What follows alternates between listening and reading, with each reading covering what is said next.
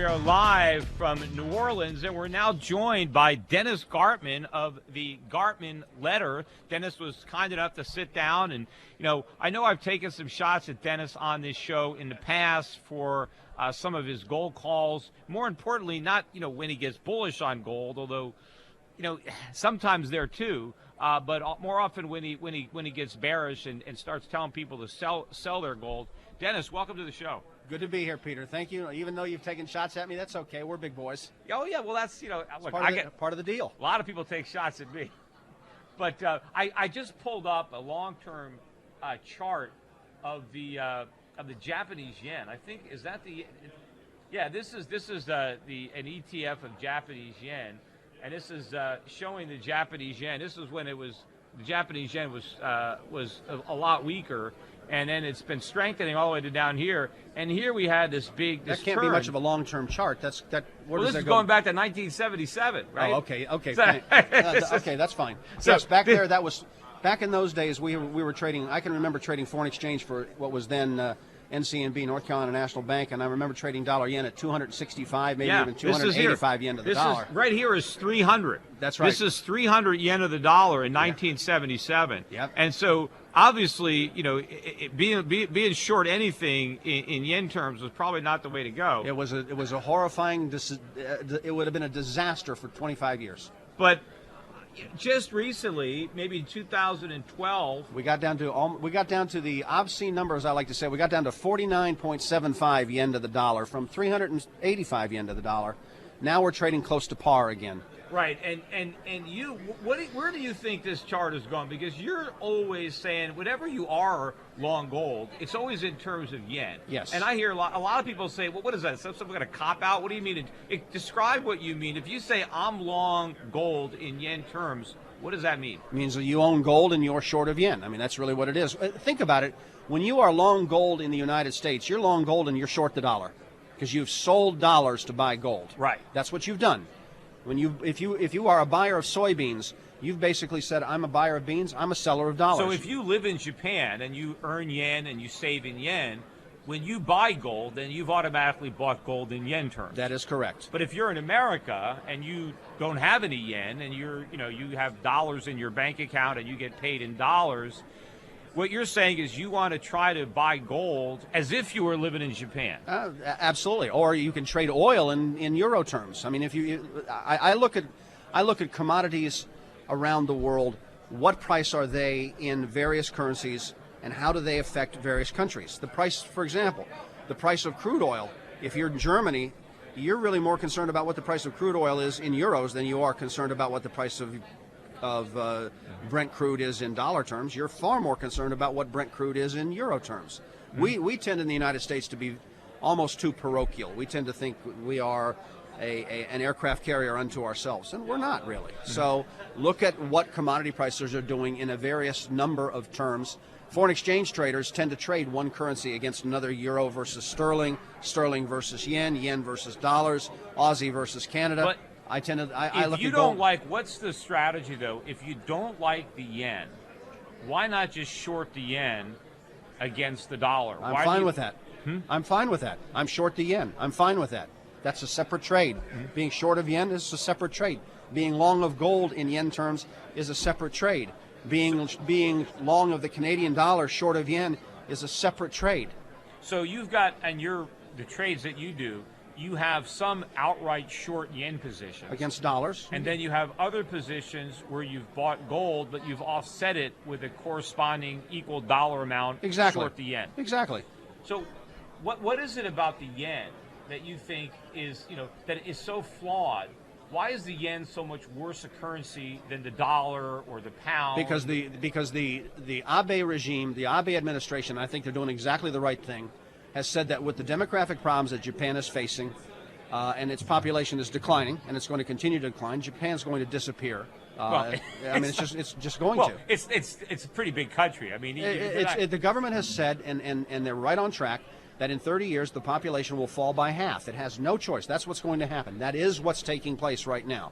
We're the only countries, Canada, the United States, Australia, New Zealand, are the only countries whose populations are actually growing. European countries, all their populations are falling. Japan is falling even worse, and the government understands its only way out is to devalue its currency to try to pick up export trade. Well, That's what it's I don't doing. understand, though, is, I mean, just because your population is shrinking, in and of itself, that doesn't mean that that's a negative thing. That does not mean that it's a negative thing. It certainly means that if there's more resources available for everybody else, if the population is but shrinking. But they don't have resources available to everybody else. It is a resource. It is a resource under a resource-less economy. Dennis, I'm not necessarily talking about natural resources, but what about the buildings? I mean, it's a pretty crowded in Tokyo. It probably would be better if there were fewer people there. In 30 years, and you'd have more housing. In 30 years, there will be 1/2 as many people. That's another story. It is a bad problem that Japan.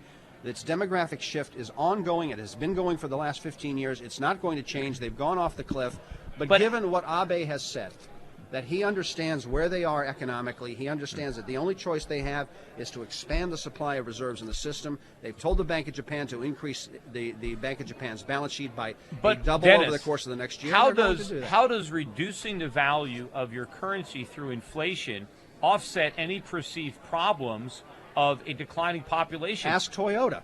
Toyota's automobile sales have gone up dramatically more than have GM's, than have gone up BMW's because of the devaluation of the yen. But Japan's overall trading position has worsened as a result of the weak yen, because now the Japanese have to pay a lot more for all the things that they import. I won't argue that. It's absolutely true. The only reason to export is to pay for imports. And if you're just going to cheapen your currency, which means you're putting your goods on sale, that means you have to work a lot harder to afford your imports, which means a weaker yen means you have a lower standard of living. So what do? Raise the value of your currency so you export less? No, but you import more. But it doesn't mean, if you look at this chart that I showed you of the Japanese yen, where it showed the Japanese yen going from 360. Japan had huge trade surpluses all those periods during of the years. entire period of time. Yes, they did. Where the Japanese yen was appreciating. Yes, they did. And so if the Japanese had great trade surpluses when the yen was going up in the 70s and the 80s, why can't they still have trade surpluses with the yen going up now? Why do they need it to come down? If you look over the course of the last 2.5 years, which I think 2.5 years is a long period of time, you and I live in a world where by next Tuesday, we can be in difficulty or be in high cotton. Maybe you can look 5 and 10 and 15 years into the future. I have to live by what I see over the course of the next several weeks. That chart is of the yen right now, of the last year and a half. Clearly the yen has weakened. Clearly the dollar has strengthened. It has done so under Abenomics, and now you're breaking out to the upside in the dollar. But what happens, though, just like we have these problems? I don't care what happens. It looks to me that after a long period of consolidation, after having moved the yen up dramatically last year and last spring, since last spring it's consolidated, now you're going up. But what happens, Dennis, if Japanese bondholders, and a lot of them are Japanese citizens, if they start to see 2, 3, 4, 5% annualized inflation, yes, and they will. That's what the Abe administration has asked for. But then they're going to dump their bonds. Yes, they will. And who's going to buy all those bonds? I don't know.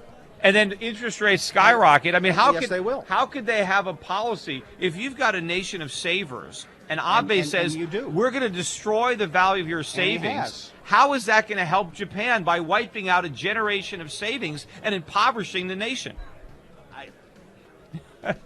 I don't care. That's fine.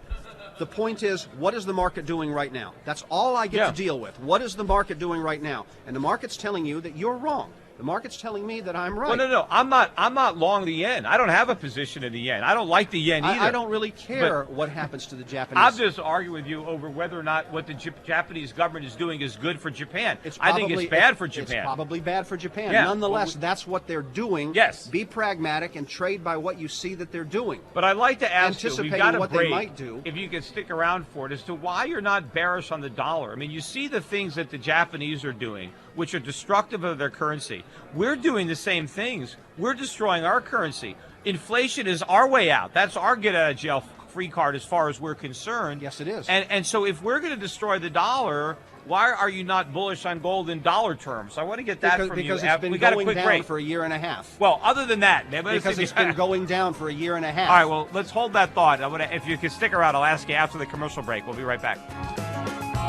We're here at the New Orleans Investment Conference. I'm joined by Dennis Gartman of the Gartman Letter, and we were talking about the yen, and we're both bearish on the yen, and we were discussing whether or not Japanese policies of destroying the currency are actually good or bad for the country. And it seems that everybody, every politician, whether it's in Europe or in Asia, everybody agrees that cheap money, more inflation, debasing your currency, no matter what the problem is, that solves it. But I wanted to talk to Dennis about the U.S. because Dennis is, we focused on the yen and owning gold in yen terms. But what about the dollar? What about Ben Bernanke handing off the baton to Janet Yellen, QE infinity, the fact that the U.S. government, U.S. economy is trapped in a condition of requiring perpetual injections of monetary heroin just to survive? Are you not worried about the dollar blowing up? I'm not particularly worried about the dollar blowing up relative to other currencies. It depends on how much more aggressive is our monetary authority in expanding its supply reserves compared to anybody else. Good, bad, or indifferent. I've learned in 40-some years of doing this that I'm not going to argue with the philosophy of what somebody's doing. I'm not going to argue with with the thesis behind it. The best that we can do is find out what they are doing, understand what they're doing, and make implied bets as to how that's going to progress over the course of the next several weeks, maybe a month, maybe 6 months going forward. But to take long-term positions and speculate as to what the United States government is doing is going to be deleterious over the course of the next 10 years is beyond my ken. The best that I can do is say, this is what they're doing now, this is what the trend is, it looks like that trend's going to continue, it looks like that trend's going to obtain, and I have to trade accordingly.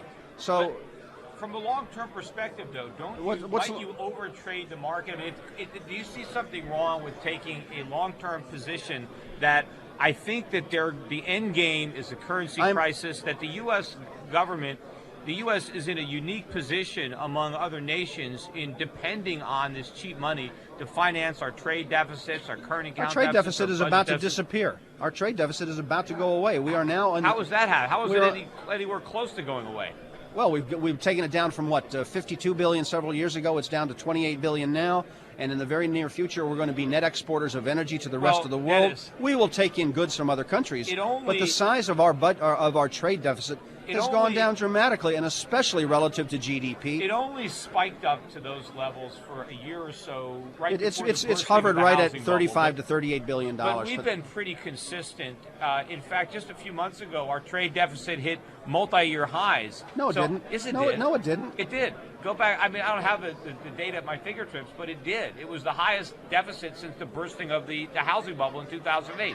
Some months come in a little bit better than expected, but we're still at 35, 40 billion a month consistently in our trade deficits. So what? Well, that's $500 billion a year we have and to it will borrow. Be demonstrably less next year than it is this year. We don't know that. We know that. We know that as long as the economy holds where it is, and as long as we continue to move the oil market the way it is moving, and as long as we continue to find more and more crude oil via fracking and natural gas, and we're moving to the area of, we've almost reduced the amount of oil that we're taking in, and we're soon going to be a net exporter, you're telling me that that's not going to have a beneficial impact upon our imbalance of trade? It has a beneficial impact, but it's not enough to offset the rest of it. You've got we are the world's reserve currency. We will always be. No, we won't. Nothing's always going to stay the same. It'll be as long as my daughters are alive, and hopefully when I have grandchildren, it'll be that way when my grandchildren are alive. Maybe in 300 years we will have gone the way of the British Empire. God forbid they get into a car accident or something. That's not going to be the way it's going to go down. Who's going to trump the United States as far as reserve currency status in the course of the next 20 years? Nobody has to trump it. I think we'll go back to a gold standard, but there are plenty of countries that have better fundamentals than the United States. I mean, if the United States existed today, back in the 1940s or 1950s when Bretton Woods came around, America never would have been given the status of reserve currency. But we have reserve currency status now, and who's going to usurp that? But we have nothing in common with the nation that got it. We're the mirror image of our former selves. There's no reason for the dollar to be reserved. I just utterly disagree. And meanwhile, Dennis, we have millions of people leaving the labor force. They're not working. They're not producing. That's a shame. And that's a shame. They're living off of money that's created out of thin air, and they take that money and they go shopping in China and they buy stuff. And it doesn't matter that we're producing more oil because we still have so many Americans who are producing producing nothing, but who are living off the productivity of the world because they're taking the money that the Fed prints because we have the reserve currency and they're spending it on products made all around the world. China. So what do you following want? the meeting in China? That's the economic Yes, it's summit? the third plenum going on right now. Yes, it ended today. I have not seen the what has come from it, but yes, I do know that there is a meeting in China. I'm not a fool. Yeah, I didn't say you were, but I'm saying, but what if the Chinese decide in that meeting, and they're talking about allowing more free market forces to allocate resources, which would be great if we had that here. I suspect that that's what they're going to do. But what if they apply that to exchange rates? What if the Chinese let their currency go up? Does that change anything in your mind if we have a free-floating RMB? I will posit the fact that if the Chinese ever freely floated the renminbi, that within 2 or 3 weeks it would probably plummet because there's so much money that has been unable to get out of China that would love to be able to get out of China that rather than seeing the Chinese renminbi rally, my bet is it will plunge. But how would it plunge if the Chinese government has trillions in foreign reserves? They've got almost $4 trillion in foreign reserves. The reason they have all those foreign reserves is because it was necessary to prevent the RMB from rising. All the pressure on the RMB is to go up. If they didn't have all that upward pressure, they wouldn't have all those reserves. How is it possible that the RMB could drop if all the pressure right now is to make it go up? Because as I said, there has been so much money that has been created in China. People have gotten enormously wealthy.